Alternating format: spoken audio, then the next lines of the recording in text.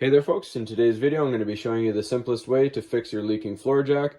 Now the things you're going to need for this task, first of all, obviously you're going to need jack oil to replace the fluid you lost, a cloth to clean things up, a pair of pliers, a nut driver, and a replacement oil plug. And you can get them in a multi-pack on Amazon. I'll put a link in the description below. So we're going to get you a close-up of where we're working on the jack, and we'll show you the process. Alright, so the first thing you need to do is locate where on the hydraulic cylinder your fluid is leaking from.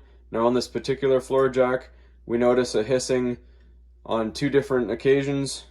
First one is when we pump it up. Second one is when it releases back down. So we're just going to show you real quick what we're talking about. So right there you can hear a slight hissing.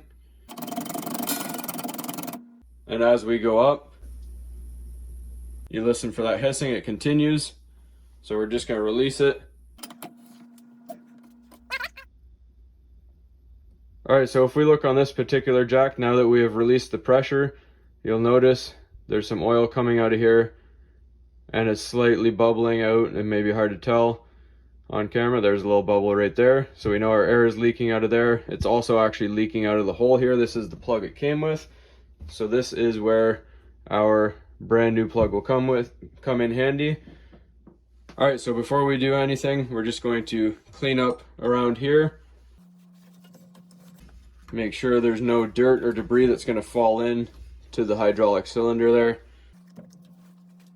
Then we're going to take our pliers, you can use needle nose if you want, or a screwdriver, and we're just going to pop out this oil fill plug.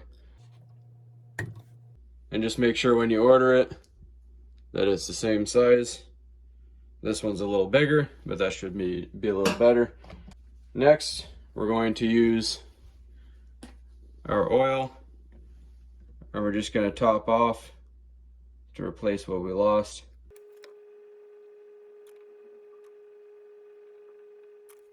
Alright, so now you can use your nut driver to push on the end of the plug. If that doesn't work for you, you can just use your hands. That's totally up to you.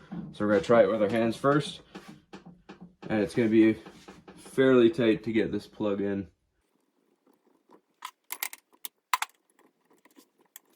Once that's in there, just use our nut driver to push on it. Make sure it's seated all the way in, nice and tight. Looks nice. Now time to give it a shot.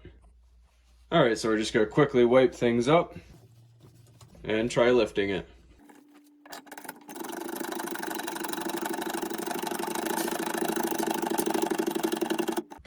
Alright, and there we have it, folks. Nice silence, that's a good thing. No more leaking, no more hissing. Upon lift, now we're going to release it and see what happens. Alright, same thing.